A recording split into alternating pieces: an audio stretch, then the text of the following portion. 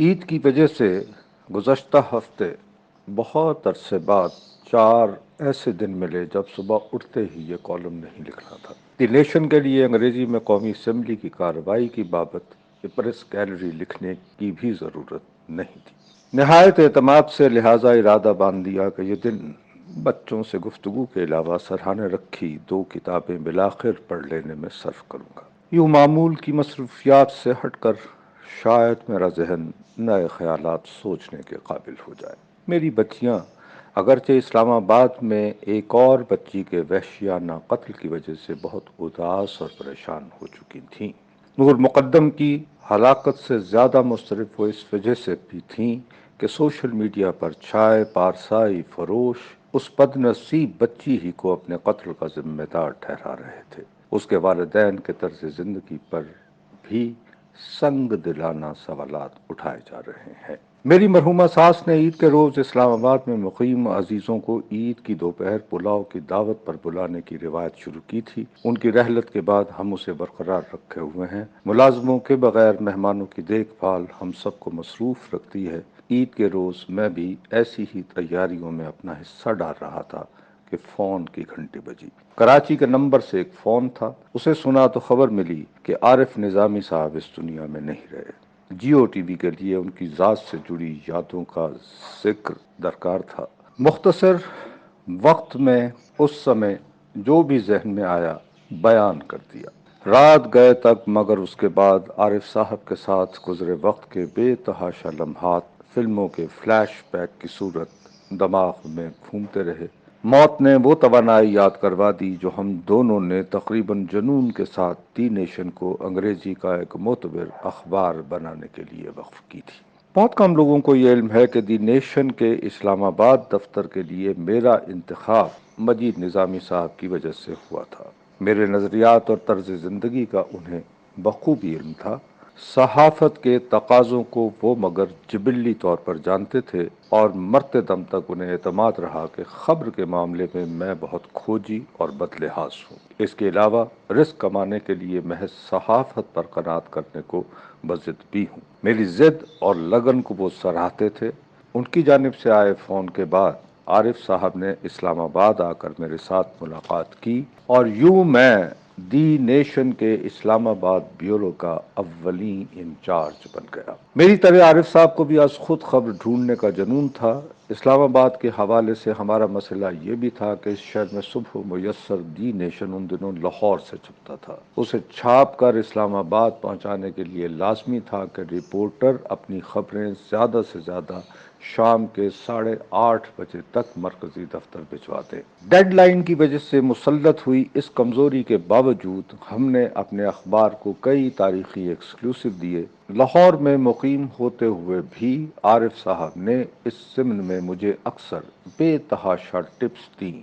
ذاتی طور پر میں ایڈیٹر کی دی ٹپس کو خیرات تصور کرتا تھا۔ مزید لگن سے عارف صاحب کو بھی چونکانے کی عادت اپنا لی۔ میں اس ضمن میں کریز سے باہر آ کر چوکے چھکے لگاتا تو عارف صاحب مگر پریشان ہو جاتے۔ ان دنوں جنرل ضیاء اور جنیزو مرحوم کے درمیان شدید تناؤ شروع ہو چکا تھا۔ دونوں مگر اسے چھپاتے ہوئے سب اچھا دکھانے کا ڈھونگ رچاتے۔ دی نیشن کا اسلام آباد بیورو مگر مسلسل بڑھتے تناؤ کی تفصیلات بیان کرتا رہتا۔ حکومتیں ایسی جسارتیں پسند نہیں کرتی۔ کئی بار میری دی خبر کو لاہور آفس اخبار کے عمومی مفاد کو ذہن میں رکھتے ہوئے روک دینے کی سفارش کرتا۔ عارف صاحب نہایت رازداری سے مجھے سینئر ساتھیوں کی رائے پہنچا دیتے، اس تجویز کے ساتھ کہ میں مجید صاحب سے رابطہ کر کے مذکورہ خبر کی کلیئرنس لے لوں۔ میرے اس ضمن میں ہوئے فونوں کی تعداد بڑھنا شروع ہو گئی تو ایک دن مجید صاحب نے اکتا کر لاہور میں بیٹھے میرے سینئر سے استفسار کیا کہ اگر آپ کو نصرت صاحب کی دی خبر پر اعتبار نہیں تو انہیں اسلام آباد کا بیورو چیف کیوں بنا رکھا ہے؟ ساتھ ہی یہ اعلان بھی کر دیا کہ انہیں میری دی ہر خبر پر کامل اعتبار ہے۔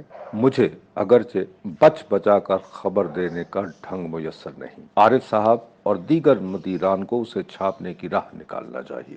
مجید صاحب کی مذکورہ گفتگو کے بعد میرا راستہ صاف ہو گیا۔ میں اور عارف صاحب تقریبی خبریں دینے میں بلکہ پارٹنرز ان کرائم ہو گئے۔ اس تناظر میں ہم دونوں کے مابین بے تکلف دوستی کے ساتھ ہی ساتھ صحت مندانہ مسابقت بھی شروع ہو گئی۔ کسی بھی اخبار کو توانا اور جاندار رکھنے کے لیے رپورٹروں کے مابین ایسا مقابلہ ضروری ہے۔ نواز شریف کے پہلے دور حکومت میں تاہم وزیر اعظم اور عسکری قیادت کے مابین تناؤ کا آغاز ہوا تو نواز شریف کے مشیروں نے دی نیشن کے اسلام آباد بیورو کو بے پر کی اڑانے کا مرتکب ٹھہرانا شروع کر دیا۔ عارف صاحب کی مشکلیں آسان کرنے کے لیے میں مستعفی ہو گیا۔ مجید صاحب کو مگر یہ فیصلہ پسند نہیں آیا۔ تیر اگرچہ کمان سے نکل چکا تھا، یہ الگ بات ہے کہ ان کی رحلت سے چند ماہ بعد میں آنے والی تھاں پر واپس آ گیا۔ عارف صاحب اگرچہ اب اس ادارے سے الگ ہو چکے تھے، ایک دوسرے کے لیے ہم مگر ہمیشہ نیک تمناؤں کا اظہار کرتے رہے۔ باہمی احترام کی بنیادی وجہ یہ تھی کہ پیشہ ورانہ تناظر میں وہ بھی ذات کے رپورٹر تھے، مرتے دم تک چونکا دینے والی خبر کی تلاش میں جتے رہے۔ رب کریم سے ان کی مغفرت کی دعا کے علاوہ اس ضمن میں مزید لکھنے کی ہمت نہیں۔ ان کی موت نے ایک بار پھر شدت سے احساس دلایا ہے کہ بالآخر بس یادیں رہ جاتی ہیں۔ عارف صاحب کے انتقال کی خبر نہ آئی ہوتی تو یہ کالم یقیناً آزاد کشمیر کے انتخاب کے ذکر تک محدود رہتا۔ اتوار کی صبح سے پولنگ کا آغاز ہو چکا ہے۔ ممکنہ نتائج کے لیے میڈیا کا ذہن ساز طبقہ مگر ہمیں تیار کر چکا ہے۔ غیر جانبدار شمار ہوتے صحافیوں کی اکثریت بھی اس عمومی سوچ سے متفق ہے کہ آزاد کشمیر میں وہی جماعت انتخاب کے بعد حکومت بناتی ہے جو وفاق میں بھی برسر اقتدار ہو۔ یہ حقیقت تسلیم کرتے ہوئے انداز اب فقط اس امر کی بابت لگائے جا رہے ہیں کہ تحریک انصاف اپنے تئیں اکثریت حاصل کر لے گی یا حکومت سازی کے لیے اسے دیگر جماعتوں خاص کر مسلم کانفرنس سے رجوع کرنا ہوگا۔ بحث یہ بھی ہو رہی ہے کہ دوسرے نمبر پر کون سی جماعت رہے گی۔ اکثر دوستوں کا اصرار ہے کہ یہ اعزاز نواز شریف کے نام سے منسوب مسلم لیگ کو نہیں بلکہ پیپلز پارٹی کو نصیب ہوگا۔